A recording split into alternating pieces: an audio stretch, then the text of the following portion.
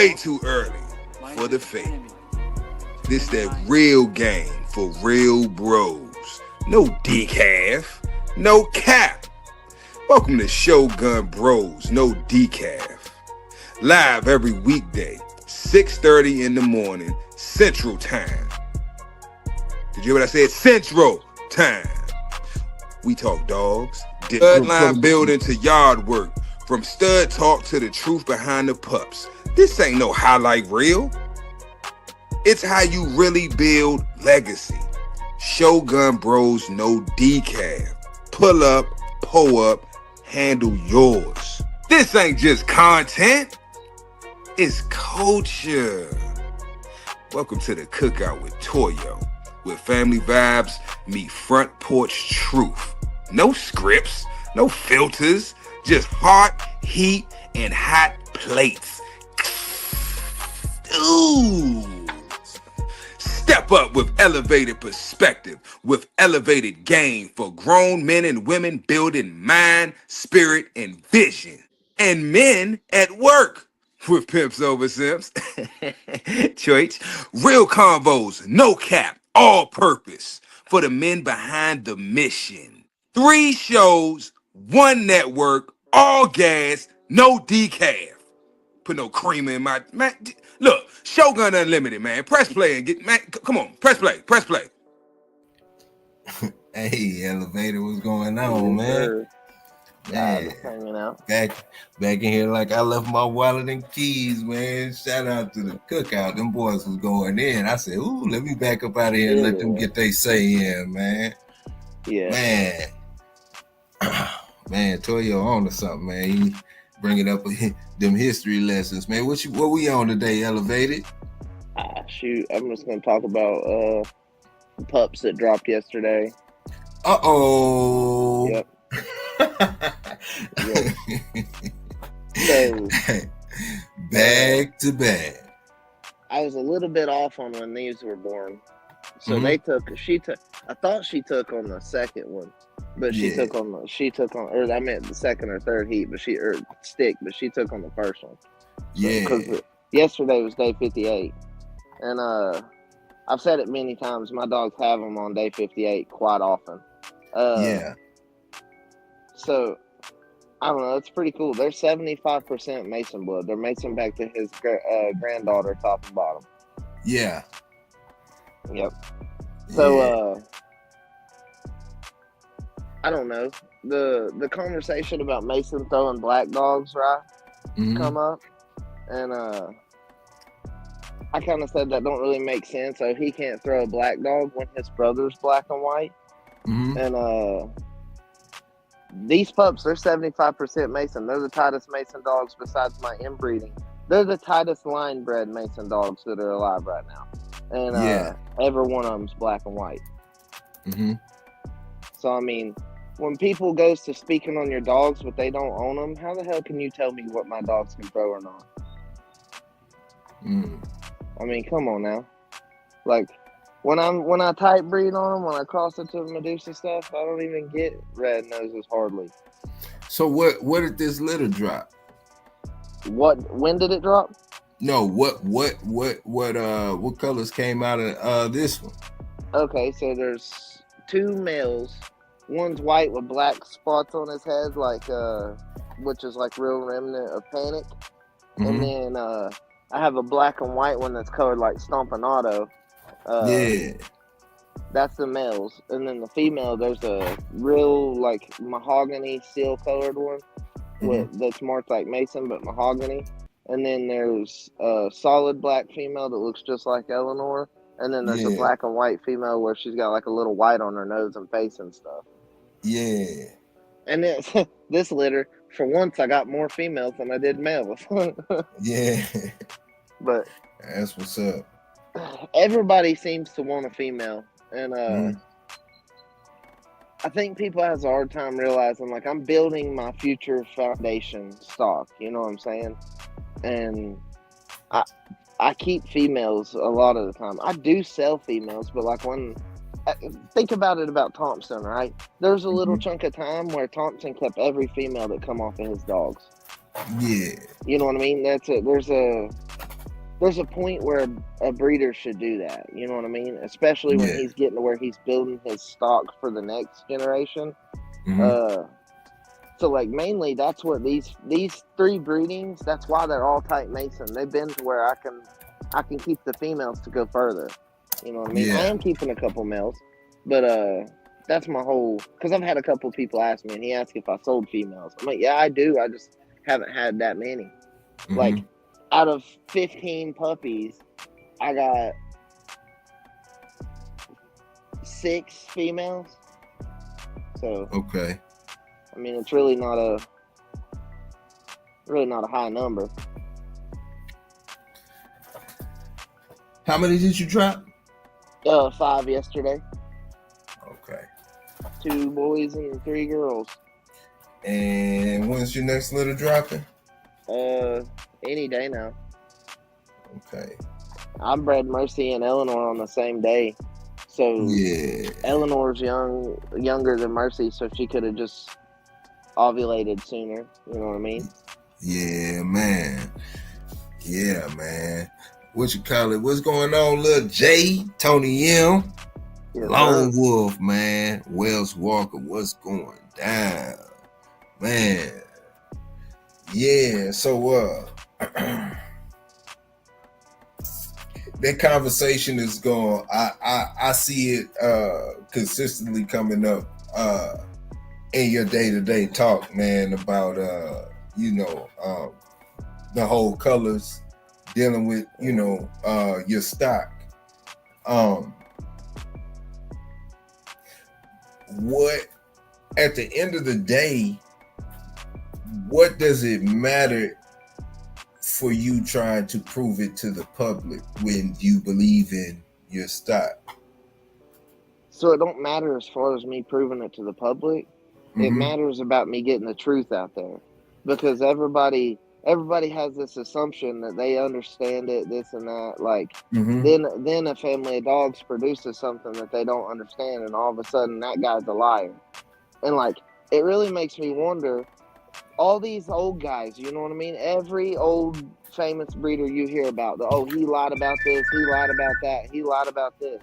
Like, if y'all are calling people liars who have cameras and are putting stuff on the internet, of course them guys were made out to be liars. Every one of them.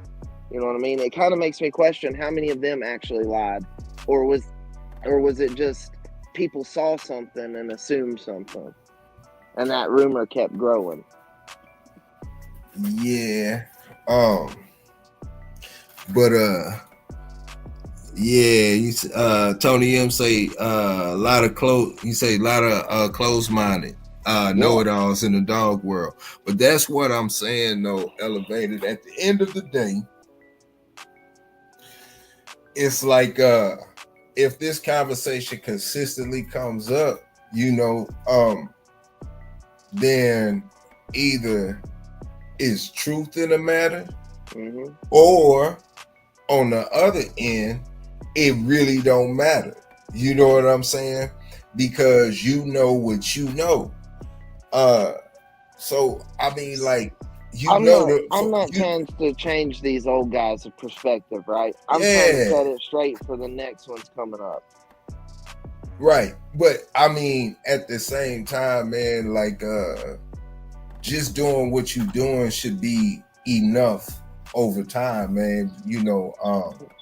Showing your litters, showing your dogs. You already doing, the do outside of your circle. I mean, outside of your your region or area, from the face-to-face transactions as far as dealing with pups and communicating or whatnot. So the wider, like the more eyes that see your kennel or see your your program or whatnot, it's gonna be a little bit of both on both sides, man. But I think the people that are gonna fool with you are gonna fool with you irregardless. So at the end of the day, man, it's kind of like we were talking about it yesterday, going down that rabbit hole. It's kind of like going down a rabbit hole. Some people and I'll be honest, in my situation, like the situation I don't understand because first of all, I'm not a breeder. So you know what I'm saying? I don't have all the necessarily experience that you do when it comes to dealing with that. Then on top of that, you looking at your yard. You're not looking at anybody else's yard. Nobody know your yard better than Elevate. You know what I'm saying? So like these things are things that you got to take into consideration before going down that rabbit hole. Because I can tell you, I can see this happening tomorrow, next week, next month, next year. But the people that fool with you, they gonna fool with you, man. And the customers that got your dogs, man, and they happy, shoot, that's what matter, man. Carrying on and making your legacy. You know? Yeah. What's up, Welsh? What's up, bro? Yeah. Yep. Yeah. Stay different. It's different. It ain't supposed to look like that. You know what I'm saying? Yeah, Tony M. And see, that's what I'm saying. Like, all right. At the end of the day, man, if I can look at something and I can't put it in a box, then it's different. You know what I'm saying? I don't know. Then, you know, it's most likely it might be I might not be intrigued. That might, you know, whatever the case may be, but I can't put it in a box. I can't put my thumb on it. So, you know, it's a lot of that too. You know, they you know, can get in the way. But like I say, at the end of the day, bro, you doing your program, you know your program better than anybody else know you know your program, man. I mean, it's just part of the game. It's gonna come with it, you know. But I can say this: at the end of the day, more over than none is more about performance than anything. So if your dogs are doing the tasks that you set them out to do, man, what's the problem? You know. So the problem is lack of knowledge through the community. A lot of these guys getting up talking when they haven't even produced as many litters as me, and that's not me being cocky. That's just me saying the truth. You know what I mean? Like, it's not. If we were comparing numbers, right? Mm-hmm. These guys that are literally double my age have produced less puppies than I have. So like, they saw a smaller fraction of a gene pool and want to trump it all up to everything's got to be as that. You know what I mean? Like, I am a breeder, so something like this is important to me. You know what I mean? Colors, genetics, keeping up with family traits. It is important because the reason the breed is so genetically bottlenecked is because people didn't keep up with things like that. Like, it's important for what, like, because you can read a pedigree, but that's things you can't see on a pedigree. Yeah. I mean, there's pictures, but like, say I register it through the ADBA, for example, right? The dog I buy might have its picture on the ped, but they ain't no other pictures. You just got to read the names of the owner and the dog, and it'll might tell its color and its age and all that stuff. But like, there's no picture. You know what I mean? So, and like, maybe in 10, 15 years, my daughter might go back and watch some of this stuff and like have questions. And I've already spoke on it. Yeah, but I mean, like, or what happens when I die in the future? Okay, if I die, what if I died in a month? Okay, and my daughter's not old enough for me to pass this information down to her, right? And her completely understand it. So therefore, by me having these videos in 10 years, she can go back and watch them and be like, well, Dad said this. Like, all these people in the community, the same way they did me, are telling me there's no way that's possible. DNA test that dog.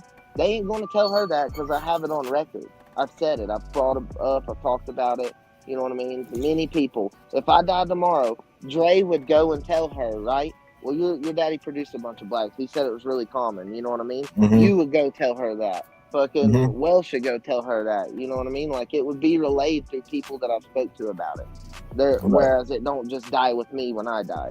Because, like, a local guy, he bred dogs, and his dogs died with him. You know what I mean? There was a few people that had them after, but they didn't know what to do with them. They didn't understand the genes, and none But of that. that's the purpose of you just going through and showcasing the dogs, showing the maidens when they happen, showing what they produce, and you've got enough dogs to show generation after generation after generation. Talking is one thing, walking is another. So, at the same time, man, to a certain extent, you have said what you needed to say on the subject. Now it's time to just show them.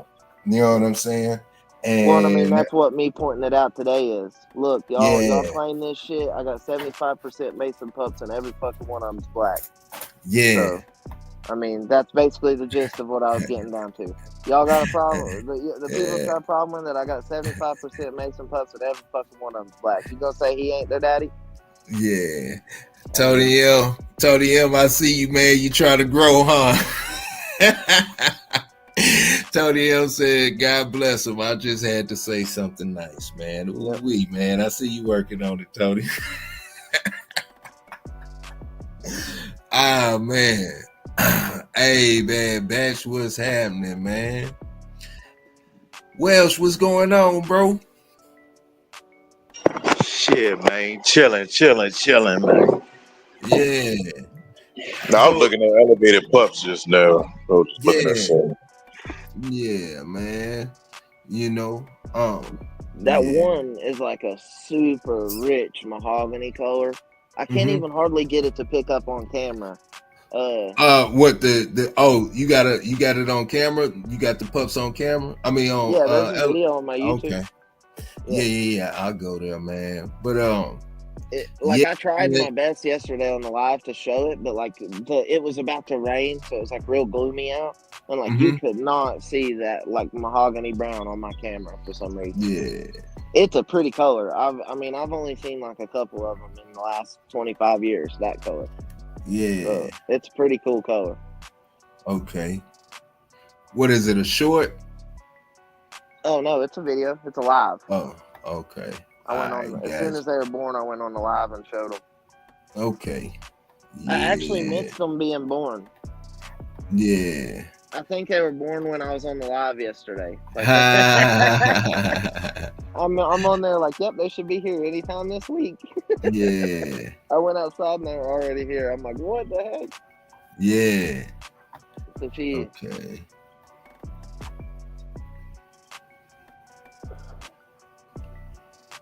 I got a question for you, Welsh. Another thing. So, when you're breeding your females, right? Say they start bleeding. What day do you start breeding them after they start bleeding? I normally, if I catch it, it's funny you said that because I was just talking with somebody about that last night.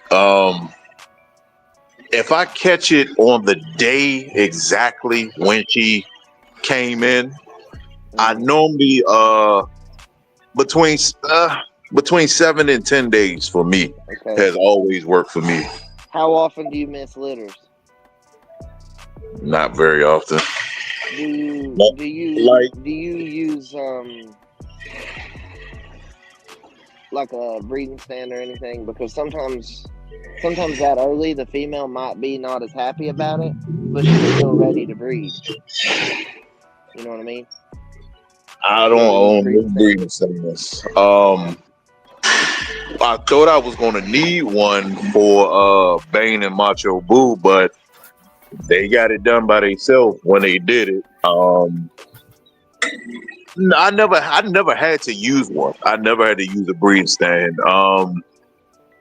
Not saying that I won't have to, but I have a feeling as far as with Bane and another male that I have a feeling I'm going to have to use it because of the size difference if I don't do an AI.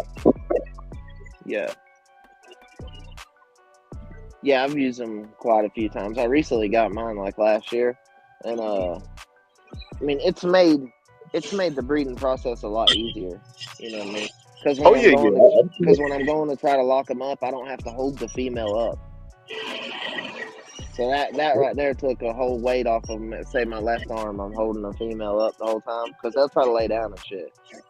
Yeah, I even seen man, I seen some shit my uncles and them did. I think I was about 17 at this years ago, man. I think I had to be about 16, 17. And so you know the cinder blocks. Mm-hmm. So the female, like you just said, the female being aggressive, but she want to breed at the same time. So what they did was they laid the cinder block down.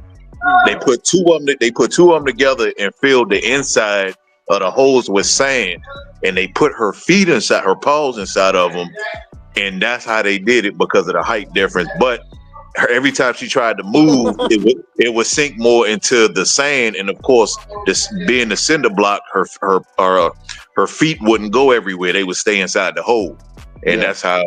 Yeah, I done seen some shit. I done seen some shit by day, man, but it worked. It worked. I had these two men in my area, right? And they're like in their 50s, and he was telling me he couldn't get this female bred, and I'm like, well, hell, I'll come over there and help y'all breed her. I'll breed her. I'll help y'all. And I go over there, and this bitch is vicious, like vicious. And we put her in the breeding stand, and old homeboy was trying to like keep a towel over her head, right? And he said, "Here, you hold her." They were trying to big dog me because I'm young, right? So they said, "Here, you hold her head with this towel." And she's over here vicious, like screaming, shaking, like wanting to get out so bad. And old boy couldn't help him get it in like he needed to. So I was like, "Here, let me stand right there and you do this." And we swapped positions, and I had them locked up in just a second. But them old dudes hated on me for that because I just had them locked up in just a second. But I've always had to do assisted breeding. It does, and that's the beauty of it. See, the only thing elevated, this is the problem. A lot of certain people know too much for their own good. So when somebody like you go over there and show them that, they're gonna have an issue with that because for one, you didn't struggle with it and it didn't take you a long time. So instead of saying, okay, you know, thanks for showing me a new way or something, certain people gonna have an attitude, and you know that's one of the biggest problems with this breed, those type of people, because it leads to other shit. But like, yeah, everybody knows certain things. Everybody got a piece of the pie. It's just you just got to put all that shit together, man. Well, like, the secret to the trick is don't be scared to touch it. If you want puppies, sometimes you got to touch it. You know I mean, that's a part of the game. Look, listen. My yard man just did his first breeding. It didn't even take him 10 minutes. He never been into the dogs. It's certain people that's into the dogs that can't do that. But from him listening and watching me and wanting to learn, he got it. Now he can go out and do his own thing. You see what I'm saying? So it's again, certain people want to take in the information, and certain people think they know every fucking thing and don't want to do. Yeah, but it's just like that sometimes, man. Yep. It's just a lot of people, like, they don't understand. Like, in order to have these puppies, you're gonna have to do stuff that's out of the norm a little bit. You know what I mean? Like you're gonna do things that make you a little uncomfortable. That's not much talked about. Like, having to help them breed sometimes, if it's your first couple times, it is kind of uncomfortable. I mean, yeah. Like, and I told my dad one time, I was like, I need this breeding stand so I can lock him up. And he said, well, if you wouldn't run in there when he's about halfway through and pick his leg up, he said, imagine if I did that to you. I was like, I get what you're saying, but at the same time, like, Mason's not as calm and collected as Thor.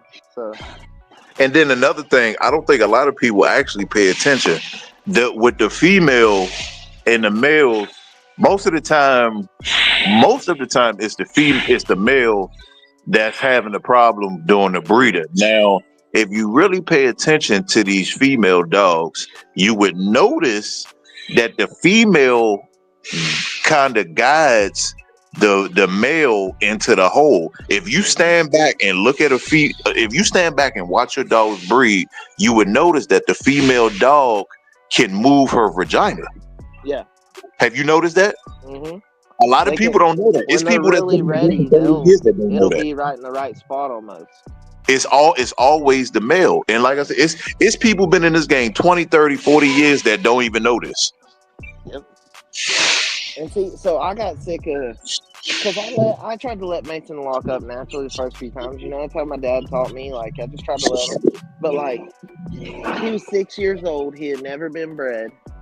When I bred him the first couple times, he was like a barnstormer about it. You know what I mean? He'd go ham for 25 minutes, and then he was, like, done with it. So, like, too tired, because he was older. So I got to where I'm just like, nah, as soon as he gets on there, I'll slip it right in, and they'll be locked up in a few seconds, and then they'll lock up for 20, 30 minutes, and then they separate, and I can just put him up. All the work's shortened by like a ton by just doing that. And like other families of dogs, you wouldn't have to do that. And even maybe like his son and stuff, I wouldn't have to do that. But him being older when I bred him the first time, it like, I don't know.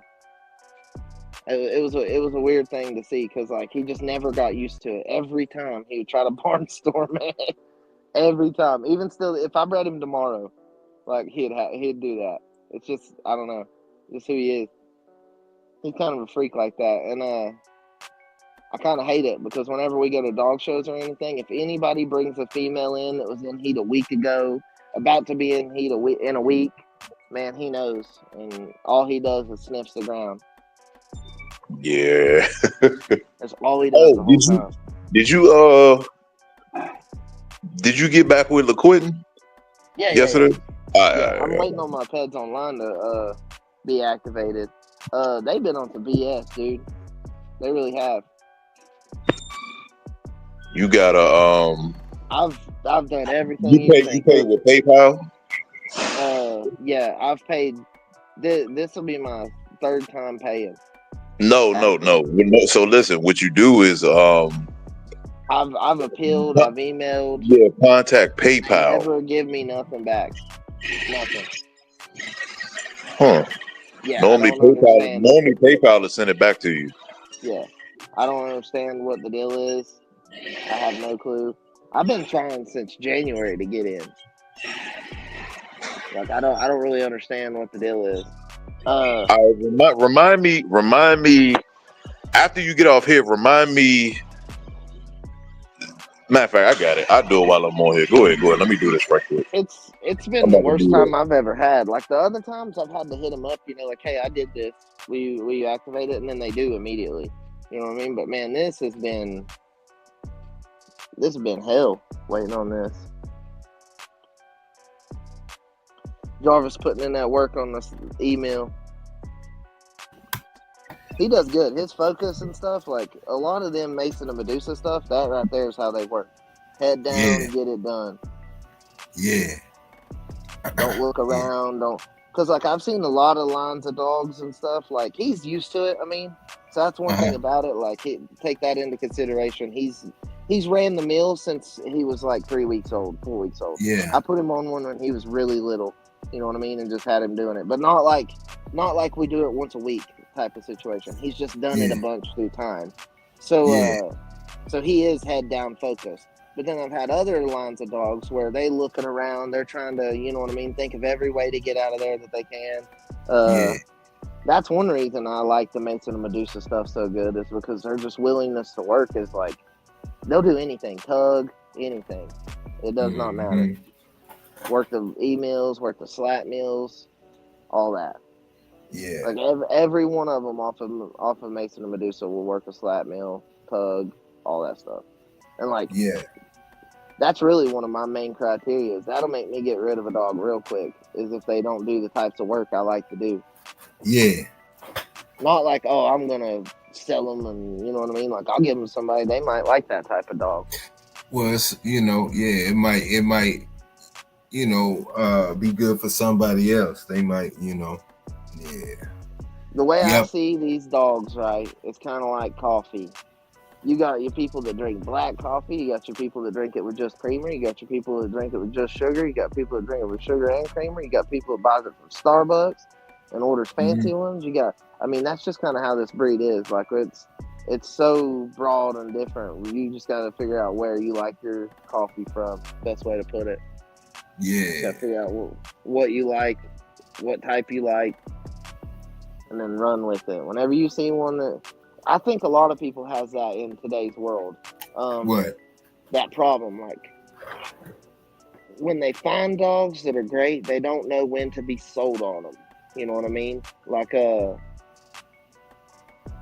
always chasing some legend from in the past, but they're not sold on how great the dog standing in front of them is today. You know what I mean? Yeah. Like they don't really understand how great of a dog they have in their hands until it's gone, and they get other dogs and they're like, well, hell, that one was great, this one's a freaking piece of crap. Or like that, this one I got now was great, where that other one I had, the whole time I had a piece of crap and didn't know it. You know what I mean? So like there is a little bit of, I just feel like people have a hard time understanding when to be sold, when to move forward, when is good enough to keep going with it. Because everybody wants to breed Mayday to fucking Queen of Hearts. That's their goal. Everybody wants to breed Mayday to Queen of Hearts. But like they don't understand that there was some dogs that made them that weren't Mayday or Queen of Hearts. You know what I mean? Yeah. They weren't those dogs. They weren't that caliber. But for some reason they produced that dog. That's when and that I think that people also has a hard time understanding too, is when they have a producer or when they have a dog that throws good with its family of dogs. Yep. Like I bred Mason to stuff that's not related to him at all and still got good dogs. So I consider him a producer. Whereas like if I had bred him and I didn't like this shit, I wouldn't even use the word producer whenever I'm talking about Mason. And another reason I can call him a producer, we talk about accolades and stuff. He's won top producer 2 years in a row at the pig picking with Haywood. So that's another reason I call him a producer. I didn't really call him a producer till I won that 2 years in a row. Yeah, Tony M say, I really like your dogs. We lived in the West Coast. I saw dogs similar to yours. I search them out because my preference isn't tiny dogs. Yep. Yeah, like what you like. Yep. So even in my line, you'll get them that's tiny, but they're not built tiny. I think that's more what it is. Like they're more like athletic, blocky than just like little tiny dogs. Even Rogue, she's got good shoulders. Like she's pretty thick, but she's only 28 pounds. So I get a little variety. And then I bred her back to Mason, and I have Judge that's like 50 pounds, her son, and he's inbred. Yeah. So that like the most common thing I hear on the internet is inbreeding makes dogs smaller. Not necessarily. Sometimes you can lock in the big trait through inbreeding. It don't mean they're just going to get smaller and smaller every time. Yeah, like in the Boston Terrier, for example. The Boston Terrier is a pit bull, from my understanding, but they took it and bred it a certain way to make it smaller, to where they could use them in basements and stuff, like smaller areas. So all they did was found a line of dogs and harnessed the small gene. Yeah. That's all they did. They harnessed in on the small gene versus like how some of us have harnessed in on the big gene. Like, there's always going to be that little bit of variety because this breed was made to begin with. It was man-made to begin with. Yeah. It's like I don't know, like people see Lee Robinson, right? And I don't think they really study what he's doing and how he's keeping it going. All right, so if I came to you and I was going to your yard, and I was like, well, what are the 3 main colors that you throw on your yard? What would that be? Red, black, and buckskin. Gotcha. Yeah. So getting your black and whites and your reds is more uncommon on your yard. No. So when you ask me what colors I generally throw, right? Mm-hmm. That means I'm speaking on. So like Judge, okay, he's a buckskin dog. Mm-hmm. He's a red-nosed buckskin dog. Just because he's predominantly white, don't mean that that's, you know what I mean, his genetics. Mm-hmm. I've had this conversation, like them puppies out here out of Vixen and Judge, but I didn't get a single white one. And then I bred Mason back to Eleanor. Mason's solid, the buckskin with a little bit of white on his face, and then Eleanor's black, and I got 2 white ones out of it. So like, it's really the genes, the like that trait, the piebald, the spotting, that trait, they carry that along with the colors. You know what I mean? Man. So I get black, red, and buckskin, and I get that, and then I also get it in the piebald color too. So them 3 colors in that piebald spectrum is the best way, I guess, to put it. Yeah. But I still, whenever like I got this black puppy colored, like black and white puppy colored, like Stompanato, I could breed him and never get a white one. You know what I mean? Same as I just did Judge. I might breed Judge to something else that's a little tighter in a different way and get that again. Yeah. And I would know what I was harnessing in on. Like, I took Mason and bred him to Medusa. I picked the one that was the most like him, in my opinion, overall. Traits, acting, everything. And I bred him back to it. And I got more Mason out of that breeding than I have out of anything I've done. That made Judge. That made Levi. Then I took him and bred it back to Medusa or Vixen, and I got a little bit of Mason's genetics with a little bit of Medusa's genetics kind of colliding in that breeding right there. Whereas, like, then when I did the inbreeding or the line breeding on Mason and Eleanor, them puppies are a lot of Thor genetics. Yeah. Like, to see it coming out still. But, like, people don't understand, Mason is an outcross dog. His daddy is an outcross to his mama. His mama is double bred Roscoe. So therefore, when I bred him to a triple bred Thor dog through inbreeding, I got Thor dogs when I did that. You know what I'm saying? Like, the Mason to Medusa didn't throw a single red-nosed dog. Period. Yeah. They were all buckskin, black and white. That was it. And so like, when that conversation come up, see, that's why the conversation keeps coming up, that I keep bringing up, because the people that said that's impossible literally told me, well, it don't matter about the genetics behind the dog. If they're this colored and this colored, they can't throw this. And that is just like, I cannot believe that people believe that. I literally can't.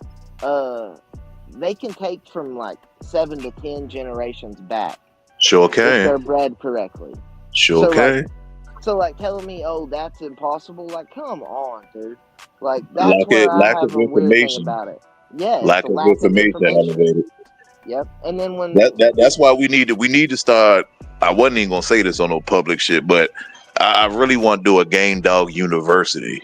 You know, because I know somebody gonna probably try to jump on it, but I'm glad I said it on here first. So you know, so we know who came up with it. But I think I do want to push that with hardcore facts between the legends I know, Hot and Finish know, and certain other people Samurai Crew might know.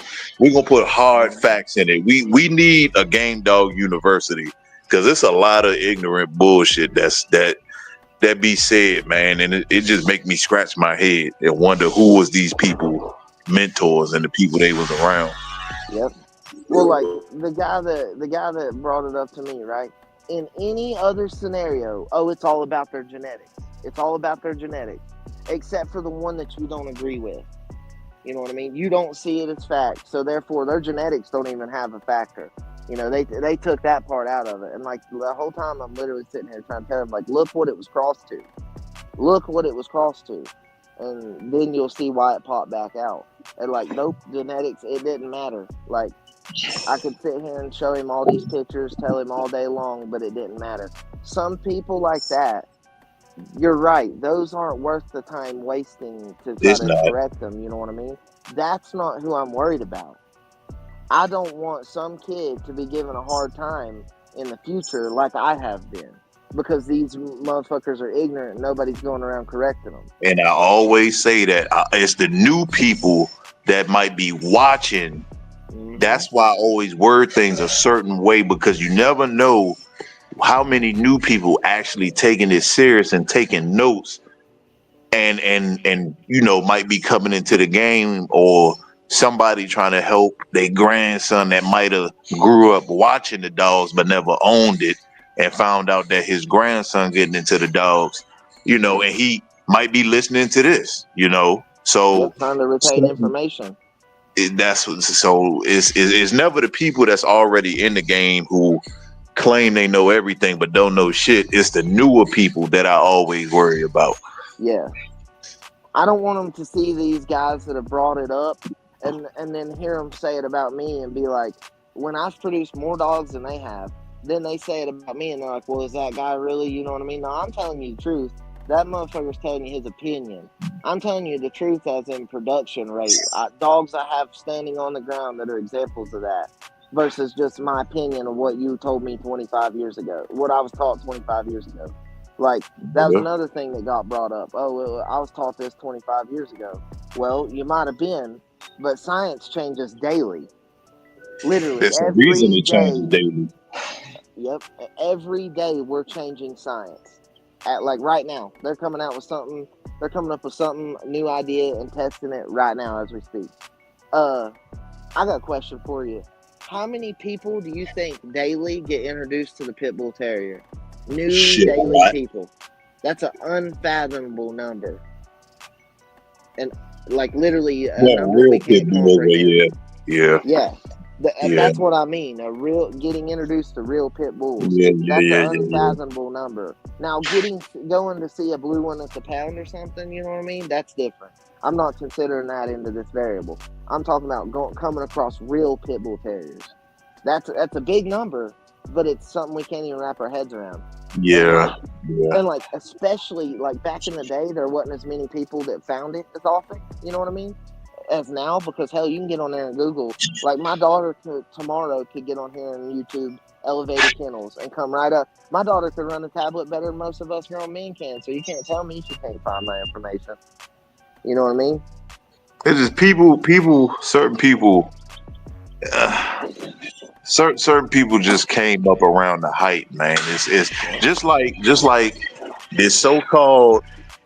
Everybody know he a joke, but you know, certain people give him credit. I don't know why, but you know, he talked about one of the dogs I got that's black and tan, talking about where it came from, and I said, you obviously can't read pedigrees, and then you talking about you was around these dogs for this amount of years, this, and this, but yet you can clearly read her pedigree and look at it and see where it came from. But this same person is on YouTube just talking out the side of their neck. And then you got new people in that chat that's like, okay, well, this not supposed to do this. So then in the future, they might get offered the actual bulldog and they turn it down from a legitimate dogman in their area because they done listen to this fool run his mouth on YouTube talking some shit that he don't know about just because he hating on somebody. So that goes back to what I said earlier about what you can see in person and mouth to ear when it comes to certain things with these dogs. There's a lot of variables. There's a lot of variables when you're dealing with a lot of things with these dogs. So as a whole, especially if there's anybody new listening to this, just take a bunch of information and see which one you can get more proof of, and whichever ones you can prove, more to yourself, not more to yourself, but as a whole, you can ask different questions and get the same answer about different subjects. Those are the ones you should go with.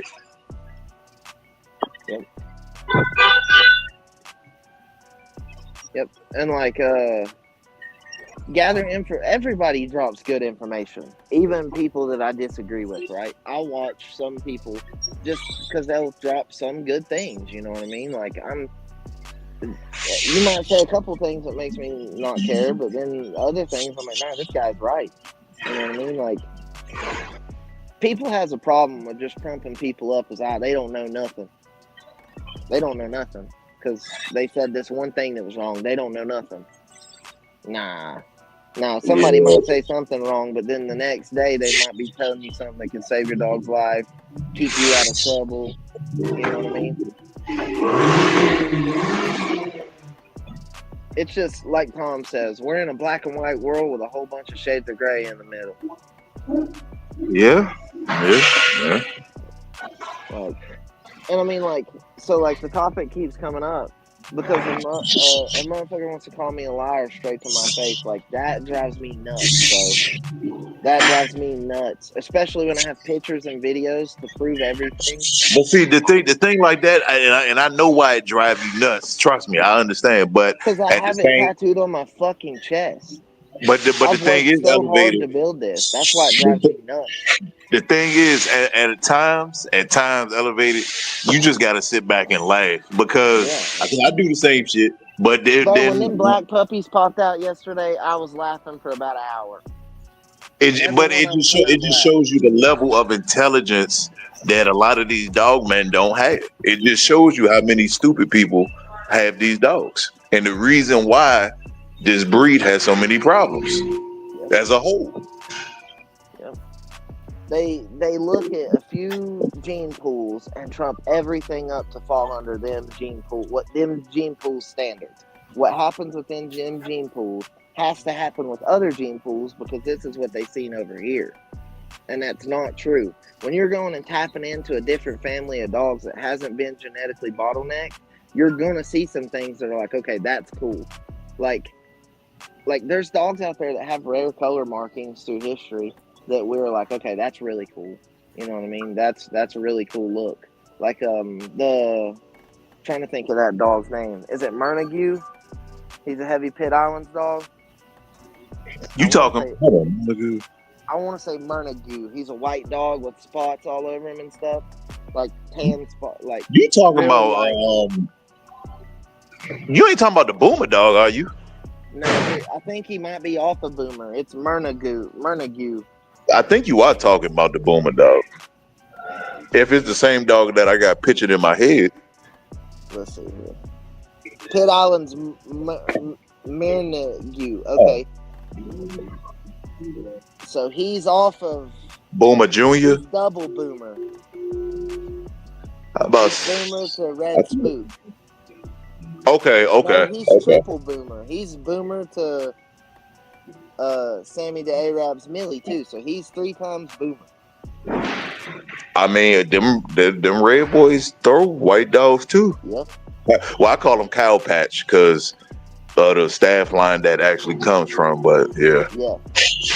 But I mean, like before that, heck, his daddy was red.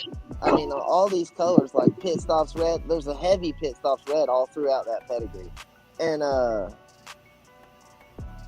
so Boomer at the bottom was bred to his full sister, which made Pitt Island's Loca Girl. Like when you're doing breedings like that, you're gonna see stuff that's wild, like that little white one pop out. When you're breeding them that tight, you're either genetically bottlenecking them or you're finding traits that would otherwise not have popped out unless you did them certain breedings. Yeah, we're gonna have to do a Game Dog University Elevated because this is. I would like to, but I want a lot of like the old guys in there to speak that way, because I mean there's literally men that have seen what I'm talking about, but like they're not on the internet to speak about it. You know what I mean? I Yeah, have men in my area that have bred this same similar family of dogs, like had stuff off of it and got the same result I did, but they're not willing to come on the internet and speak. we Like, honestly, we even with that, because I know some that's not going to do it, but they would give me they'd give me a handwritten document to put on there with the information. They will do that. and then we could read it. Yeah. Okay. Yeah, we might have to start going live in the evenings and just start talking about genetics. We'll bring up pictures of litters of puppies and their parents and break it down, like stuff like that, like genetics and colors and traits that are passed on. We might have to start doing that. And like we said before, and it's crazy because we're in the day of information once again, and people still talk like they're in the damn Stone Age. If you go back and look at these dogs, whether you want to start from Daibo, Kobe, fucking Eli Jr., the further you go back, the more colorful these dogs are. Yep. People fail to realize, and I said this 100 times, people fail to realize that different camps like different dogs with different colors or markings, and that's what they bred into the program. Yep. Even though their end all be all wasn't color, it was still a factor they took into place. If you go read the old sporting dog journals, it even talks about some of the breeders who did not like white dogs, who did not like black dogs, who did not like brindle dogs. So when you eliminating those color genetics out of your program, you're going to get other things. So yes, it wasn't bred for color, but it was at the same time because every dog man didn't like all of the color code patterns. Hollingsworth didn't like black dogs. Yep. So when people keep saying that, it's like if you was back in that time and you living today saying that they wasn't doing nothing with colors, that makes me scratch my head with your reputation. Because everybody knows that Hollingsworth didn't like black dogs. So why do you think But you 60 years old claiming otherwise. Yep. Why do you think Hollingsworth didn't like black dogs? Shit, I don't know. Certain people say certain things. Other people say, I'ma just say he just didn't like fucking black dogs. So it's certain people that don't like brindle dogs today. They just won't take one, no matter how it's bred. But then the mass majority of the breed came from brindle dogs, white, exactly, black, spotted brindle, exactly. Like. So it's just one of those things. It's just one of those things. From a breeder's perspective, I think that Hollingsworth had a stock of dogs that he liked, right? He saw the traits out of them. They were red nose, you know what I mean? So, and if he knew anything about genetics, by adding the black in there and going back and forth, you'll change the dogs that you have. Yep. You know what I mean? Like, they will change the dogs that you have. Even if you're not even tightening up on it, that trait can still pop out. It's only a few dog men from the past that can even talk genetics, and that's why you don't have even, is not putting nothing on nobody. But if you listen to all of the game dog, I'm just talking about game dogs because this is the only community that have these issues. When we talk about game dogs, genetics is only a handful of people from the age of 25 to maybe 80, 90 that can speak on genetics, because most of these dog men do not understand genetics.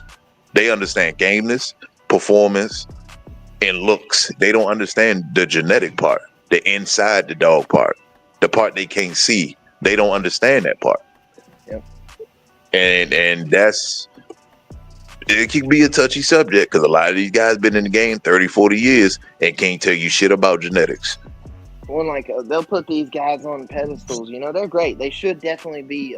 But certain subjects celebrated. They just need to shut the fuck up on. Certain subjects. The old guys, they should definitely be, like, say Earl Tudor. You know what I'm saying? They should definitely be celebrated, right? But like, if a time machine was real and we jumped in it, And name your favorite breeder, right? Anybody. If we jumped in it and got out and said, "Hey, will you read us one page out of this Harry Potter book?" The motherfucker probably can't read it. Yeah. Like they put these guys, oh, he's the greatest geneticist. He did this. Like he was put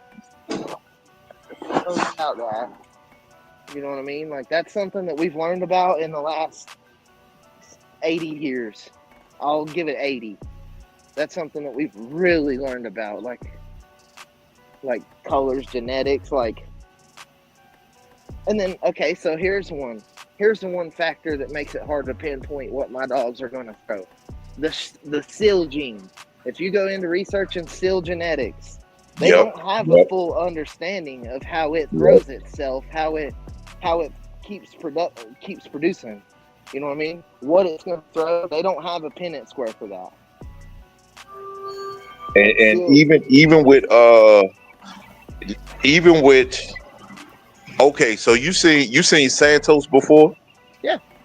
Okay, have you seen Santos 2?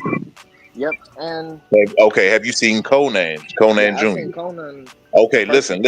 So it's things that were said about those dogs, and I'm listening to these dogmen talk about this. So LaQuentin might know where I'm going with this. So I'm looking. So I pull the peg up, and I'm looking at the peg. And I'm like, okay, y'all saying this man is lying about this, and this, but clearly the thing y'all say he lying about is right here behind the fourth generation. I'm looking at it. I showed it to LaQuentin too. I said it's right here. When do you think Santos was alive? Like, do you know when he was alive? I remember, but that ain't got nothing to do with the dogs and his color code pattern. No. The dog is behind his fourth generation. Yep. But so what what about him being off of spike? When do you think he was alive? Like I don't actually know like when the time period he was alive. Santos died when my cousin did that breed. That was y'all can go look up that episode we did on why Santos too, man. It's a little information on Santos. Yeah, we coming up on the end of the show, so you gotta get close to wrapping it up. But my point in saying that is the fact that it has been 20, 30 years, and Tom still brings up that topic today. Once you call a motherfucker a liar, they're gonna prove it out and point it out every time they get a chance to. You're supposed to. You're supposed to. Call me a liar? Yeah. So that's just a responsible thing to do, and he does it respectfully. Yeah, man. So. Yeah, man. That was a nice little old cook-up y'all had, man. Yeah, but you know what it is, man. We coming up on the end of the show, and guess what? We got Men at Work coming up next, man, and it's about to go down, man. We got that digital dog show coming up at the end of the month, man. That means you got, I think, 11 days? 11 days to get that in, man. For you can be a winner of one. Get some of that $600, man. Free to enter. If you ain't a member, how many categories is it? We go by the dogs that are entered. So if we have red dogs, then we'll have a red dog category. You know what I'm saying? Why? So you know, yeah. Okay. There's gonna be about one of every category of this month. Okay, we'll see, man. I got a dog that fits at least one of every category. Hey, well, I'm saying that is a scheme, plot, because if you the only dog in the category, and that is a category, you might be the only winner. You know, so there's that. So, man, y'all get them shots in, man. And we do have dog of the week, man. And you need to get them shots in before Friday, man, if you want to get some of that cash prize, man. But Welsh, where can they find you at, bro? Shit, man. Facebook, Instagram. I'll be up on here, man, with y'all, man. Yes, sir. Okay. Man, what's going on? Elevated, man. Tell them what's going down, man. You got some pups on the ground. You got the magazine coming out. how can they get in contact with you, man? If they want to get some shots in the magazine, or they anything of that sort. The best way is Facebook. Okay. I think I'm going to create a WhatsApp for the magazine. That way people can send me submissions and I can keep track of it in there. Yeah. So I have that. I have the 2 litters of pup. One's off of Judge and Vixen. The other's off of Mason and Eleanor. Both heavy bred Mason dogs. Judge to Vixen's like 67%, and then Mason and Eleanor is like 75% Mason. Yeah. Okay. You can catch her on Facebook, YouTube, TikTok, Instagram. Got a few new YouTube videos out. Okay. Yes, sir. Yeah, man. Well, that's it, man. Y'all know what it is, man. Y'all ain't got to go nowhere, man, because we about to go over to men at work. Time to clock in, man. But until then, man, you know what it is, man. We out. Yes, sir. Yeah. Beat drop slow, head nod flow. Blood don't lie, it's that old yellow line. Sack it from the south, Michonne on the rise. Boogeyman bark, leave a mark every time. We don't breed for clout, we breed for spine. DNA thick, can't clone this pride. That Shogun blood, yeah, the legends don't die. Started with Boogeyman, ghost in the chain, locked in the game, never move for fame. Old mountain lions run deep in the flame. Socket brought the fire, Michonne brought the name. Then came fat boy, muscle in the frame. Man, hard, put respect on the name. Shotgun smooth, but the work insane. Sugar sweet jit, but a bite ain't tame. Kiki in the back, had a game in the veins. Gatorade heavy, ran it straight through the rain. Red ninja close, watch him work in the lane. Renegade rider can't hold that chain. Blood don't lie, it's that old yellow line. Socket from the south, Michonne on the rise. Boogeyman bark, leave a mark every time. We don't breed for clout, we breed for spine. DNA thick, can't clone this pride. That Shogun blood, yeah, the legends don't die.